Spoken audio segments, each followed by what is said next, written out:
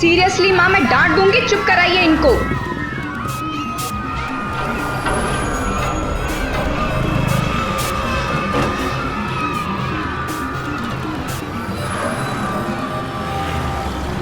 Bye माँ। निधि, एक प्यारी सी स्माइल तो देके जा। हमारे चलते फिरते चिड़िया घर से निकलने के बाद स्माइल कैसे आएगी माँ? क्यों मुझे इनके साथ लेके आ जाती हो? दुकान में देख के सब हंसते हैं। निधि, दोपहर को टिफिन लेके आती हूँ। ठीक है।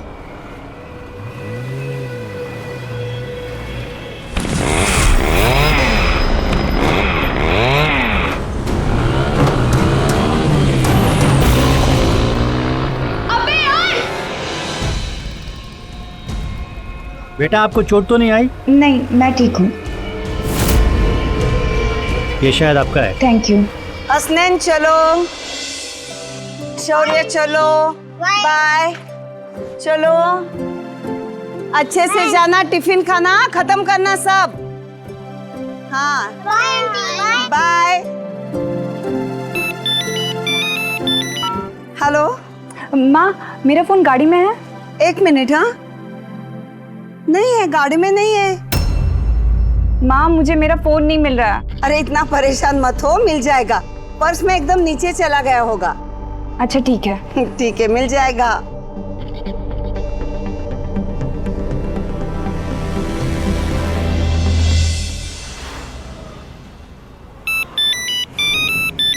निधि? हाँ निधि। हेलो, ये फ़ोन मुझे रास्ते में गिरा हुआ मिला है। लास्ट डायल में आपका नंबर था।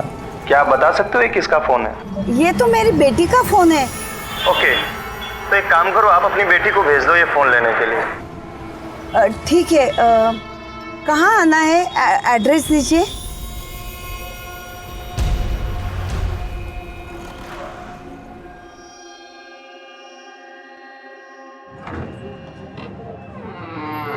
नमस्ते भाई साहब। निधि, इतना मुंह लटकाने की कोई जरूरत नहीं है। तुम्हारा फोन मिल गया है। कहाँ है? पता नहीं किसी का फोन आया था, उनके पास तुम्हारा फोन है। एड्रेस भी दिया है। तो ठीक है, मैं शाम को जाके ले लूंगी। अरे माँ, एड्रेस तो दे दो। तू रहने दे, मैं ही चली जाती हूँ। वैसे भी बच्चों को छोड़ने की मेरी आज की ड्यूटी खत्म हो गई है, इसलिए मैं घर भी जल्दी चली गई थी। सीधा सीधा कहो ना माँ, अजनबी के पास जाना है फोन लेने, कहीं वो मुझे कुछ करना दे।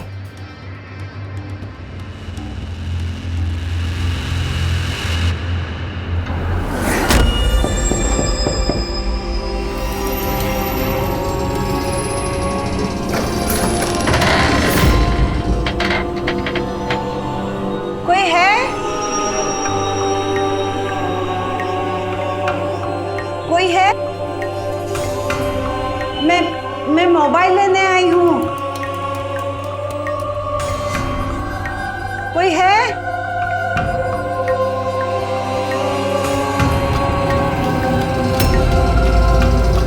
कोई है?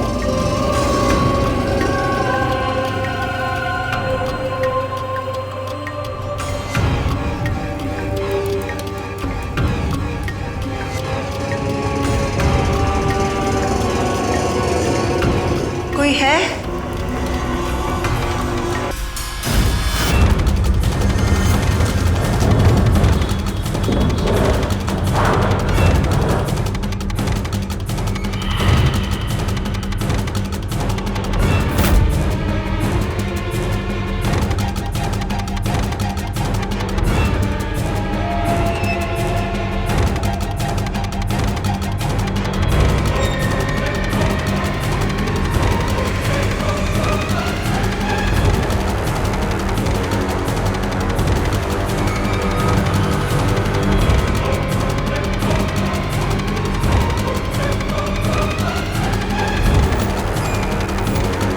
एक साजिश के तहत हत्या की यह दर्दनाक वारदात सच में झकझोर देती है।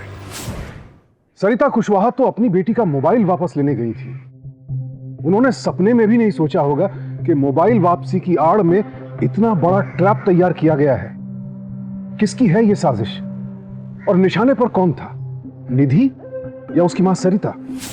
6 साल पहले सरिता कुशवाहा के पति की मृत्यु हो गई थी। उसके बाद से घर और 2 बच्चों की जिम्मेदारी वो अकेली संभाल रही थी। अब सवाल यह उठता है कि निधि या सरिता कुशवाहा की जिंदगी में ऐसा क्या घटित हुआ जो सरिता कुशवाहा इतनी खतरनाक साजिश की शिकार हो गई।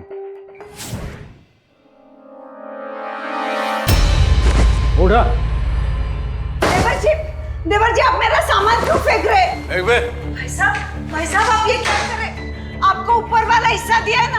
भाई साहब रुकिए ना। मुझे हिस्सा नहीं, पूरा घर चाहिए। भाई साहब रुकिए। मैं सामान फेंकने की कीमत हुई क्या? पवन मारपीट नहीं बेटा। देवर जी मेरे बेटे को छोड़ दीजिए। छोड़ दे बे, बेकार में हड्डी वड्डी टूट जाएगी इसकी। चाचा तुम ये ठीक नहीं कर रहे हो। ये घर हमारा है। ये घर हमारे दद्दा का है। वो हमारे पापा के भी दद्दा थे, समझे? तो ये हमारा भी घर हुआ। तुम सुने हो ना, जिसकी लाठी उसी की भैंस। इसी की आजमाई से तो मैं तुमको अभी। पवन बेटा नहीं, ये जेल जा चुके हैं। तो क्या हुआ माँ, मैं इनसे डरता नहीं हूँ। डरना नहीं है, लेकिन इनके जैसा भी नहीं बनना है। मारपीट नहीं।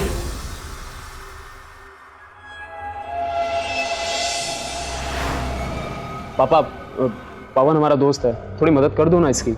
हाँ अंकल, देखो ना हमारे किशन चचा को, हमारे पापा के चचेरे भाई है वो। पापा जिंदा थे तब कुछ किया नहीं। हाँ भैया, पिछले 6 साल से जेल में थे, अब बाहर आए हैं तो हमारे घर पे कब्जा करके हमारा सामान बाहर फेंक दिया। आप ही कुछ कीजिए ना, आप पुलिस में है ना। देखिए बहन जी, ये डिस्प्यूटेड प्रॉपर्टी का मैटर है, इसमें पुलिस कुछ नहीं कर सकती है। आप प्लीज कोर्ट में केस करो। कुछ तो कर सकते हैं अंकल। देखिए आप लोगों के साथ कोई मारपीट हुई होती या कुछ ऐसा हुआ होता तो पुलिस केस बनता, अभी कोई पुलिस केस नहीं बनता है।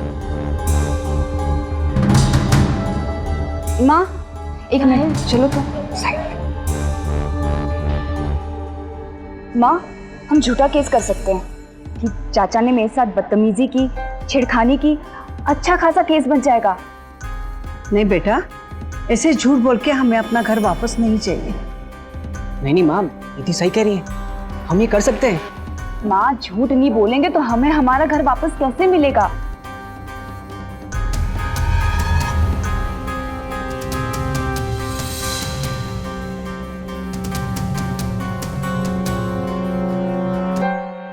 अच्छा हुआ स्कूल की 2 दिन की छुट्टी थी, किराए का मकान भी ढूंढ लिया और सामान जमाने का टाइम भी मिल गया।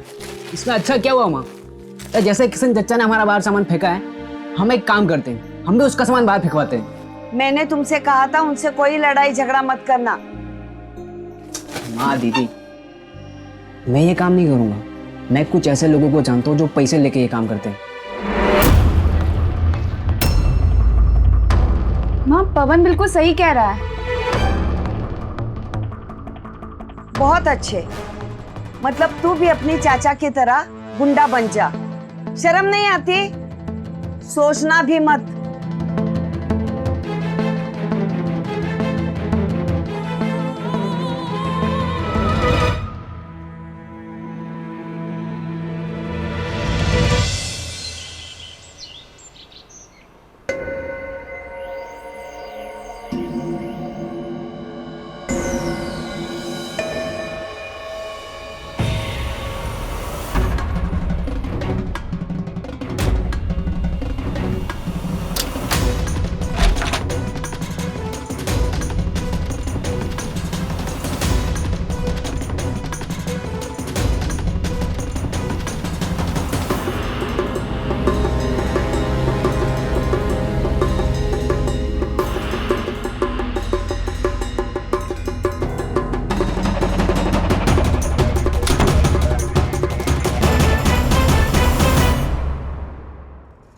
तुम लोगों ने जितना पैसा मांगा था ना, उससे बहुत ज्यादा है।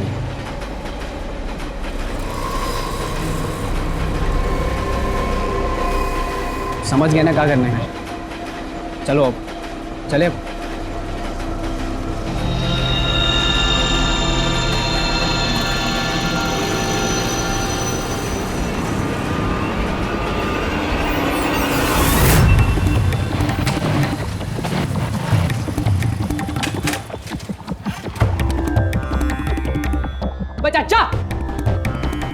बाहर निकल। हिम्मत है तो बाहर निकल आज।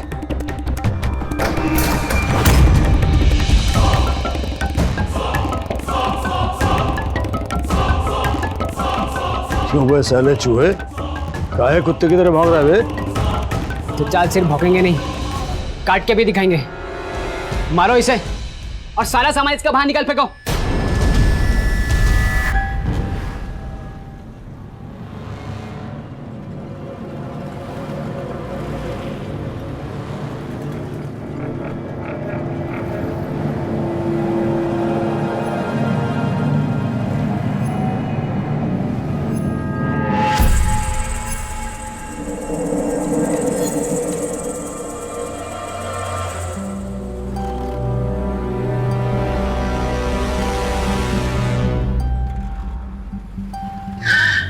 निधि, माँ, तुम बैठो।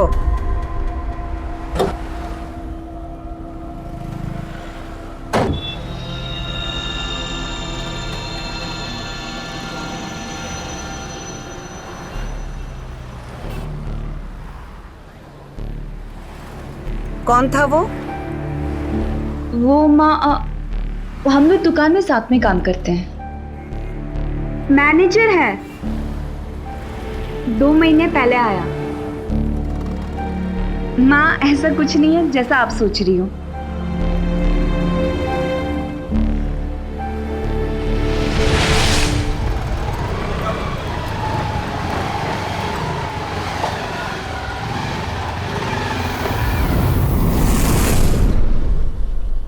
ये क्या तरीका है बे? अबे सुन बे, तरीका गई तेल लेने। क्यों बे, तू आजकल लड़कियों को बहुत लिफ्ट करा रहा है। तू बोल तो मैं तेरी ऊपर की लिफ्ट करा दूं।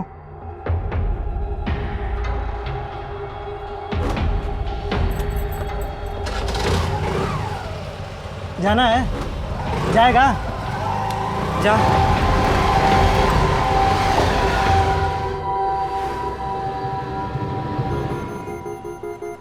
जैसा मैं सोच रही हूँ वैसा नहीं होता तो उस आदमी को लेके तू अपने घर के सामने रुक जाती। ऐसा कुछ नहीं है माँ, दीपक का घर आगे मोड़ पे है, इसलिए यहाँ पे उतर गई।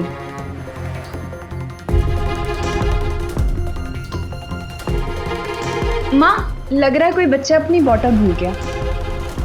ये भूल तो सुधर जाएगी निधि, लेकिन इसके पहले भी तू एक भूल कर चुकी है और उसकी कीमत तूने क्या चुकाई है ये तू ही जानती है। माँ, तुम कौन सी पुरानी बात को लेके बैठ गई? ज्यादा पुरानी नहीं है निधि, और उसके बाद तू किस कदर टूटी थी ये तू अच्छी तरह से जानती है। देख बेटा, जल्दबाजी में कोई फैसला मत करना। मुझे एक बार दीपक के बारे में पता करने दो, उसके बाद आगे बढ़ना। तू समझ रही है ना? हाँ माँ।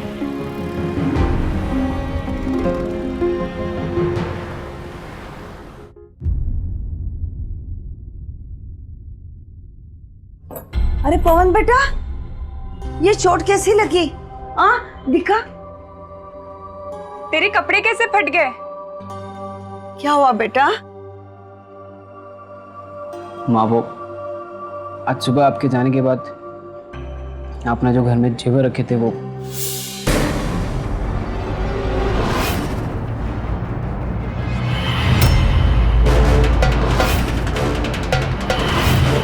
मारो इसे और सारा सामान इसका बाहर निकाल फेंको। दादा प्रणाम। प्रणाम दादा। तुम सब साले गीदड़ इस चूहे के कहने पे यहाँ आए हो? तुम लोग देख क्या रहो, मैंने पैसे दिए, मारो इसे। वो कौन मारेगा? ये दादा है हमारे। हम सजा याफ्ता हैं, सजा याफ्ता। ये सब लौंडे छोटे मोटे केस में अंदर आते रहते हैं, हमारा पैर दबाते हैं, समझा? तू इनको लाया है मुझे पिटवाने के लिए?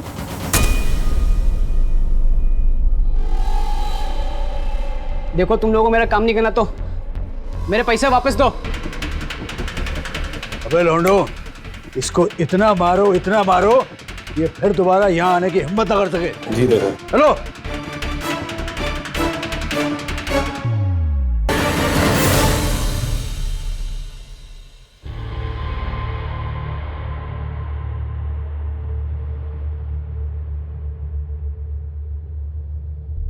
मना किया था ना तुझे, किया था ना मना, फिर क्यों? इस चाचा की तो मैं। अरे निधि, निधि रुक बेटा, निधि।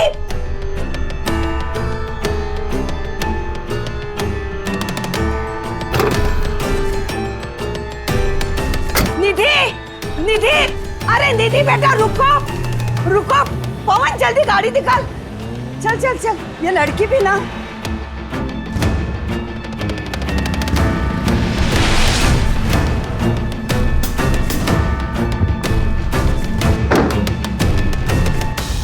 ए चाचा, बाहर निकल।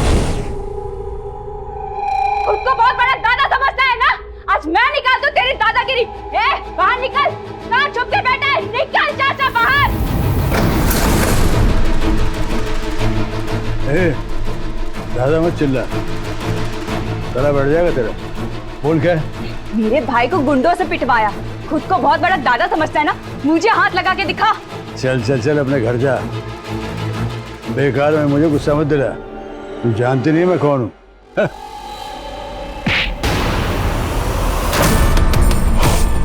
तूने मुझे थप्पड़ मारा, अब मैं तेरे को नहीं छोड़ूंगा। क्या कर रहा है? मेरी बेटी का हाथ, और मेरी बेटी को हाथ लगाया तो? माँ, हाथ लगाने दो ना। हाथ लगाएगा तभी तो जेल में जाएगा 6 महीने के लिए। फिर तो कोई झूठी कंप्लेंट करने की जरूरत भी नहीं पड़ेगी। ए, किससे डर रहा है? जा कहाँ रहा है? तू तो गुंडा है ना, दादा है ना, डर किससे रहा है? खोल दरवाजा। बाहर निकल।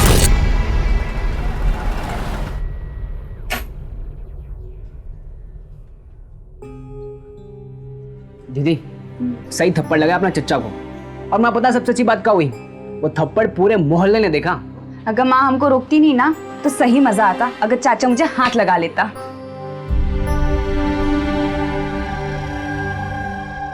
हाथ जोड़ती हूँ तुम दोनों से। तुम्हारे किशन चाचा से हमें इस तरह से उलझना नहीं था। माँ, चाचा का सही इलाज यही है। और नहीं तो क्या? वो बहुत कमीना इंसान है। हमें तो डर है कि तुम दोनों के साथ वो कुछ कर न दे। आइंदा से उसके मोहल्ले में कभी मत जाना, कसम है तुम दोनों को मेरी। समझे तुम? समझे?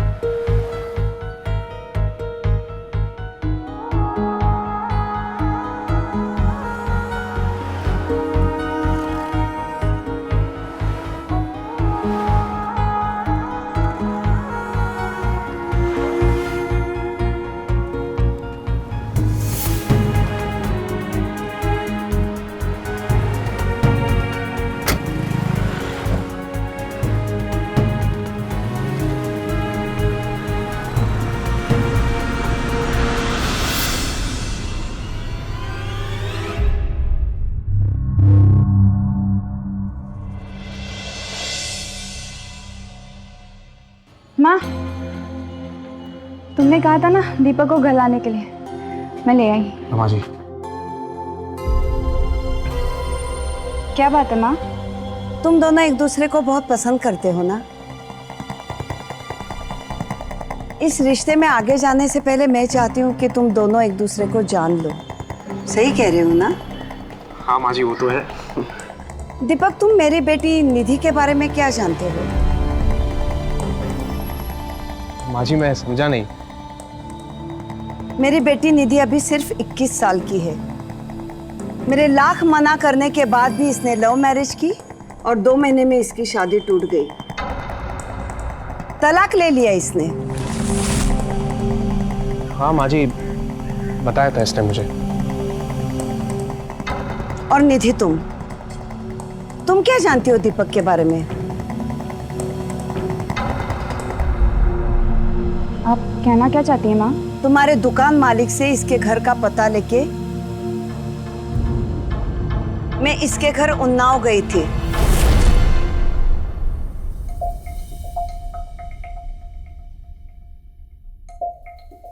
भाई साहब वो दीपक यादव कहाँ रहते वो हैं? वहाँ रहता है। ठीक है, थैंक यू।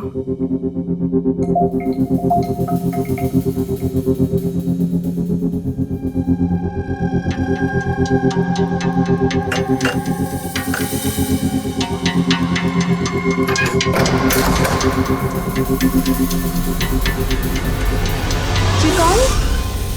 वो दीपक यादव यही रहते हैं क्या? जी हाँ। वो औरत इसकी बीवी है, ये शादीशुदा है और एक बच्चे का बाप भी है। ये बताया था इसने तुम्हें? इस आदमी ने तुमसे इतनी बड़ी बात छुपाई और तुम निधि? नहीं माँ, उसने मुझे बताया था अपने बीवी बच्चों के बारे में। उसके बाद भी? और तुम दीपक, तुम्हें शर्म नहीं आती? एक साथ दो दो लड़कियों की जिंदगी तुम बर्बाद कर रहे हो। नहीं माँ, इसकी शादी इसकी मर्जी के खिलाफ हुई थी। ये तो अपनी बीवी से डिवोर्स भी लेने वाला है। ये खुश नहीं है उससे। तुम्हारी बीवी जानती है तुम उससे तलाक ले रहे हो? ऐसा करो, अभी इसी वक्त मेरे सामने तुम्हारी बीवी को फोन लगाओ और उसे कह दो कि तुम उससे तलाक ले रहे हो और मेरी बेटी निधि से शादी भी कर रहे हो। चलो लगाओ फोन। इसकी जरूरत नहीं है माँ, मुझे दीपक पे पूरा भरोसा है। निधि, तुम ऐसे कैसे कर सकती हो? माँ, जब तक दीपक का डिवोर्स नहीं हो जाता तब तक मैं दीपक से बाहर नहीं मिलूंगी। अब तो खुश हो ना माँ।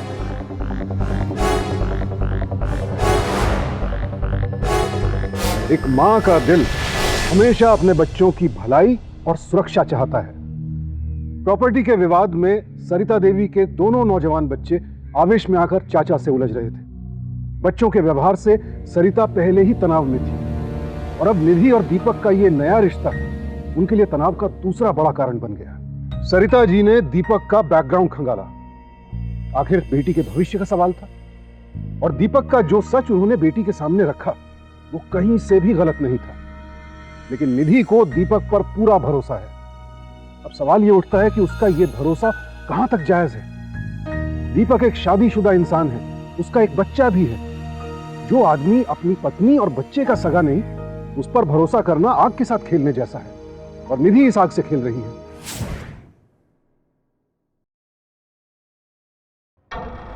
तुम ये सोच रहे हो कि मैंने अपनी माँ से झूठ क्यों बोला?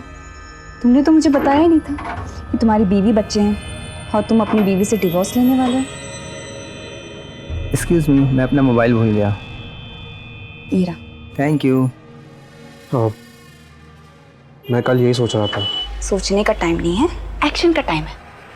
जो झूठ मैंने अपनी माँ से बोला है वो। मुझे टी शर्ट खरीदनी है। टी शर्ट की काउंटर कहाँ है? कोमल, वहाँ बचाइए हल्का। सोचने का टाइम नहीं है, एक्शन का टाइम है। जो झूठ मैंने अपनी माँ से बोला है वो तुम्हें सच करके दिखाना होगा। मैं समझा नहीं। अगर 2 महीने के अंदर तुमने अपनी बीवी को डिवोर्स नहीं दिया तो मैं पुलिस स्टेशन में जाके तुम्हारे खिलाफ रेप कंप्लेंट कर दूंगी। समझ गए?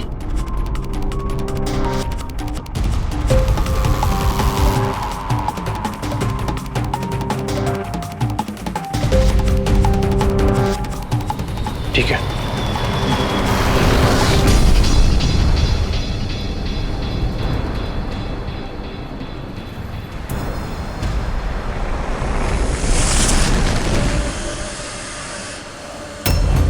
अरे पवन, हाँ माँ। तू आते जाते ना अपनी दीदी पे जरा नजर रखना। अब क्या कर दिया दीदी ने? वो आदमी दीपक मुझे सही नहीं लग रहा है।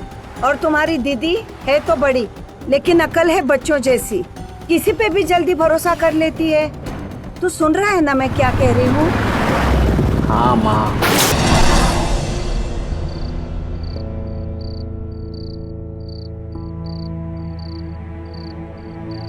अच्छा वो पवन को हॉस्पिटल से जल्दी छुट्टी मिल गई, वरना मैं तो पागल हो गई थी हॉस्पिटल के चक्कर काट काट के। ये रहा आपका खाना, ये रही दवाइयाँ, खा लेना।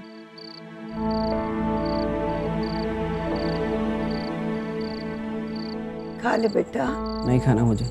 ऐसा नहीं करते बेटा, जब तू छोटा था तुम्हें खिलाती थी, तुम्हें याद है? माँ, मुझे जिंदगी भर ऐसे ही खिलाना पड़ेगा आपको। मैं जिंदगी भर ऐसे ही रहने वाला हूँ। मुझे पता है, डॉक्टर ने मुझे बोला मैं इस बिस्तर से कभी उठने वाला नहीं।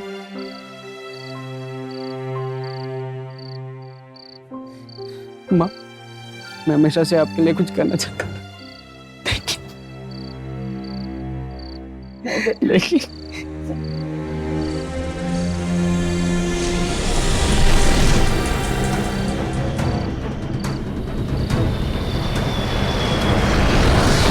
बहुत विनोद समझ रही है। क्या कर रहा है? के साथ नैन मटक्का कर रही है। देख, अगर ऐसा देखा ना तो तेरी आंखें निकाल दूंगा मैं। छोड़ मेरी बहन को। माँ, हम दोनों का डिवोर्स हो चुका है। मैं चाहे जो भी करूं, इससे तुझे क्या? डिवोर्स हो गया तो क्या? अब तू मेरी बीवी नहीं है, लेकिन किसी और की बीवी बनने भी नहीं दूंगा। और हाँ, ध्यान से एक बात सुन ले, किसी और आदमी के साथ देखा ना तुझे तो मुझसे बुरा कोई नहीं होगा, वरना तू तो मुझे अच्छे से जानती है तो मैं क्या कर सकता हूँ तेरे साथ। छोड़। हाथ मत लगा, चल हट, मैं तो पुलिस को बुलाऊंगी। चल निकल। माँ। क्या माँ? तू अभी भी दीपक से मिल रही है? नहीं माँ, दीपक तो अब दुकान में काम भी नहीं करता।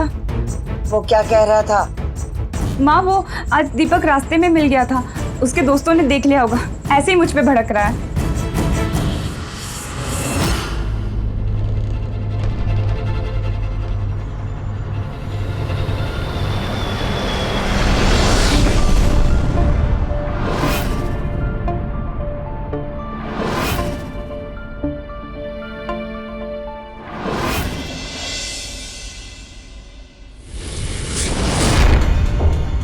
सर, ये ड्रम 7-8 महीने से यहीं पे लावारिस हालत में पड़ा हुआ है। जब कोई देखने वाला नहीं था तो सर मैंने आपको फ़ोन किया। आत्माराम चेक करो। जी सर।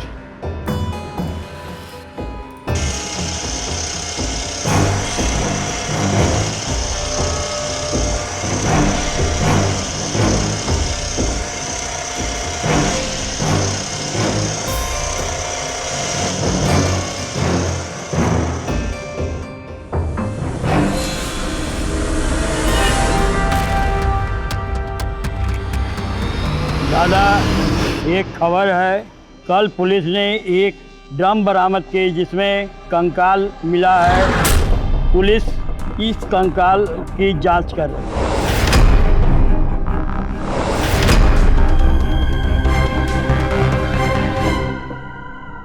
सर, कल ड्रम में हमें जो लाश मिली थी उसकी पहचान होना पॉसिबल नहीं है, लेकिन सर डॉक्टर को जबड़े से ये स्क्रू मिला है सर। ये स्क्रू जबड़े में से मिला है? जी सर। तो डॉक्टर ने कहना कि ऐसे स्क्रू का इस्तेमाल जबड़े में दांत लगाने के लिए किया जाता है। सर इसके बैच नंबर से इसको बनाने वाली कंपनी के बारे में पता चला। सर कंपनी से पता चला कि ये स्क्रू अस्पताल में सप्लाई किए गए थे। तुमने हॉस्पिटल जाके मालूम किया था? मालूम किया था सर। सर 8 महीना पहले 5 लोगों का सर्जरी हुआ था, जबकि सर 4 लोगों का पता चल गया सर। एक मिसिंग है सर। उसकी बेटी निधि अपनी माँ की लापता होने की रिपोर्ट लिखवाई थी सर।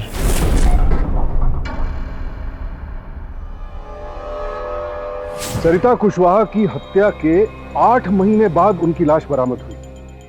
लाश इतनी बुरी तरह से क्षतिग्रस्त हो चुकी थी कि उसकी शिनाख्त तकरीबन नामुमकिन थी। लेकिन तारीफ करनी होगी पुलिस की, जिसने कड़ियों को आखिर जोड़ ही लिया। अब यह गुत्थी इस सवाल पर अटकी थी कि आखिर किसकी साजिश की शिकार हुई सरिता कुशवाहा, किसने की यह निर्मम हत्या। शक की सुई निधि के चाचा किशन, उसके पहले पति अरविंद और प्रेमी दीपक, तीनों पर थी। जायदाद का विवाद अक्सर अपनों के बीच कलह और खून खराबे का कारण बनता है। दूर के जिस चाचा ने सरिता के घर पर कब्जा किया हुआ था, उसका अपना आपराधिक रिकॉर्ड था। सरिता और उनके परिवार की सीधी दुश्मनी थी किशन से, आए दिन झगड़े होते थे। लेकिन सरिता अपनी बेटी निधि को लेकर भी चिंतित थी। दीपक भरोसे के लायक नहीं था। अरविंद तलाक होने के बावजूद निधि और दीपक की जिंदगी में टांग अड़ा रहा था। यानी सरिता देवी किशन के अलावा अरविंद और दीपक के सामने भी दीवार बनकर खड़ी थी। सवाल यह उठता है कि इनमें से उन्हें रास्ते से हटाया किसने।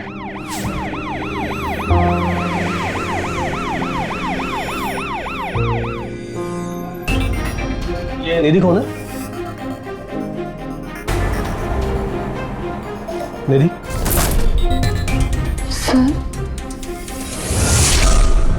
सर आपको पक्का यकीन है जो ड्रम में लाश मिली है वो मेरी माँ की है? हाँ, 99% तो ऐसा ही है कि ड्रम में मिली हुई लाश तुम्हारी माँ की है।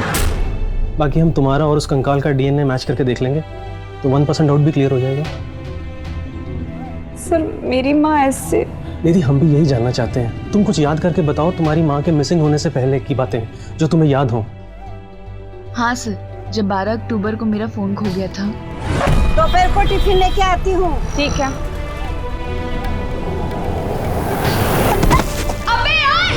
माँ मुझे मेरा फोन नहीं मिल रहा। अरे इतना परेशान मत हो, मिल जाएगा। तुम्हारा फोन मिल गया है।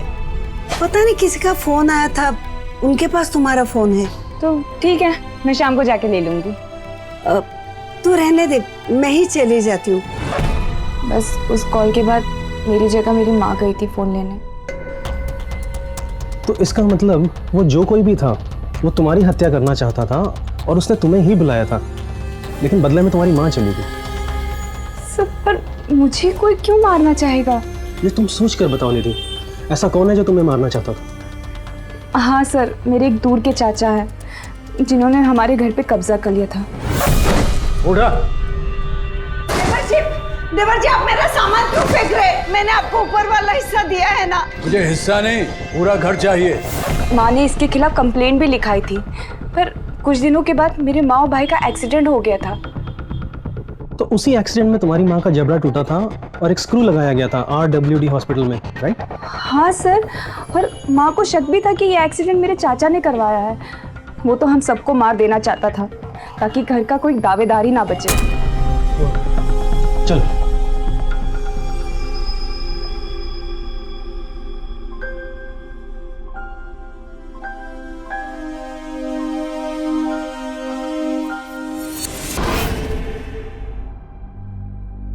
हमने रात भर किशन को ऐसे ही तोड़ा।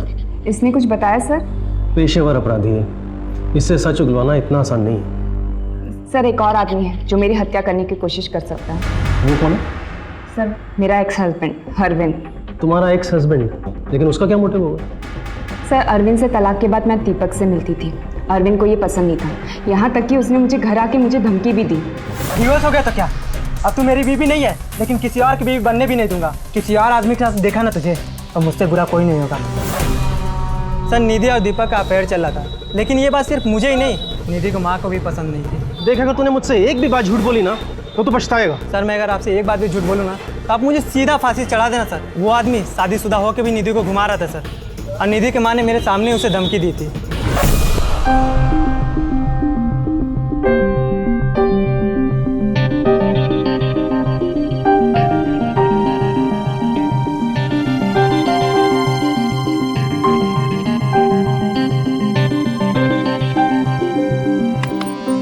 क्यों बे मजनू का औलाद, तुझे एक बार में समझ नहीं आता क्या?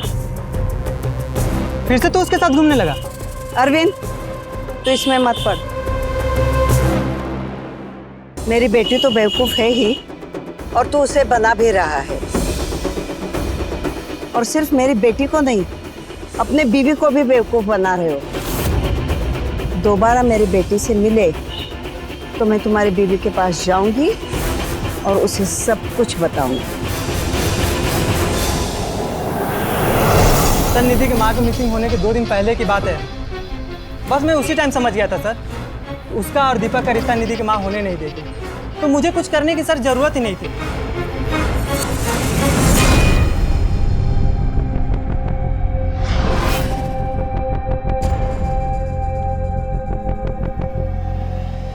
क्या हुआ सर? आपने मुझे क्यों बुलाया? मेरी माँ को किसने मारा, कुछ पता चला? हाँ, तुम्हारी माँ का कातिल पकड़ा गया है, लेकिन बड़े दुख की बात है कि हम उसे कोई सजा नहीं दे सकते।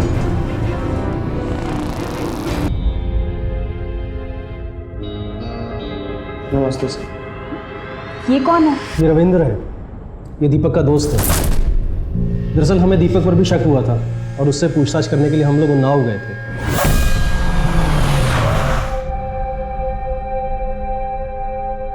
सुनो, ये दीपक यादव का घर किस तरफ है? सर उसका घर तो बहुत घुमावदार रास्ता है, ऐसे कैसे मैं बतला पाऊंगा जो है। नमस्ते चाचा। अरे सर, ये दीपक यादव का दोस्त है जो है रविंदर, ये उसका घर जानता है, ये बता।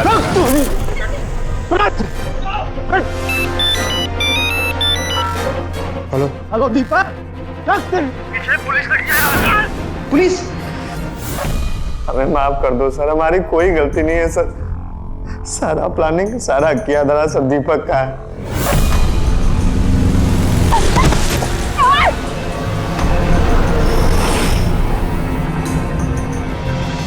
हेलो, हाँ मुझे रास्ते में गिरा हुआ फोन मिला है, लास्ट डायल नंबर आपका था।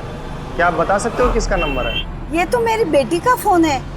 ओके, तो एक काम करो, आप अपनी बेटी को भेज दो ये फोन लेने के लिए। ठीक है, कहाँ आना है, एड्रेस दीजिए। दीपक जानता था कि भले निधि को फोन लेने के लिए बुलाया था, लेकिन उसकी माँ आएगी, और वही हुआ। और जब वो आई तो कोई है? कोई है? मैं मोबाइल लेने आई हूँ। कोई है?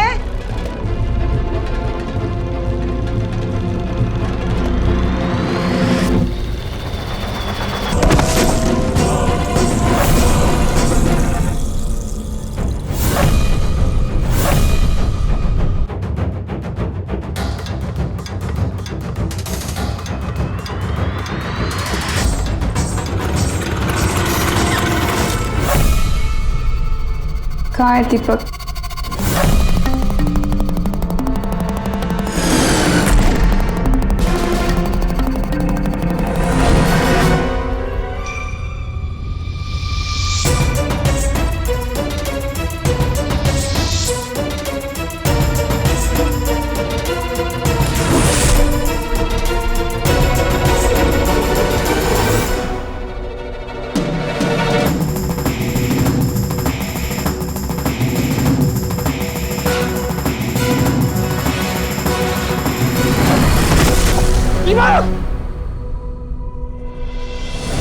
वो हमसे बचने के लिए भागा था, लेकिन